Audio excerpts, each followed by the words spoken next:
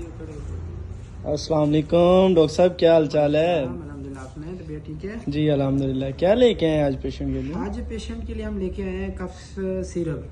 कफ का एक तो इलाज है। बेसिकली खांसी जो दो तरह की होती है, एक प्रोडक्टिव है और एक होती है ड्राई कफ होती है, वेट कफ हम जिसे बोलते हैं। ठीक है, जो प्रोडक्टिव कफ होती है जिसमें बलगम आती है, उस चीज़ के लिए पल्मोनॉल बेहतर है। इसकी जो डोज है 2 चम्मच पानी में मिक्स करके सुबह दोपहर शाम के लिए।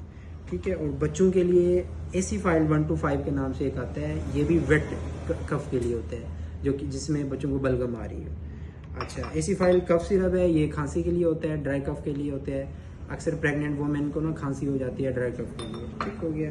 और हाइड्रोलिन है, इसमें 2 तरह के आते हैं। एक हाइड्रोलिन सिंपल है जो कि ये बलगम वाली कफ के लिए, और डीएम है, ये ड्राई कफ के लिए होता है। चलें, थैंक यू।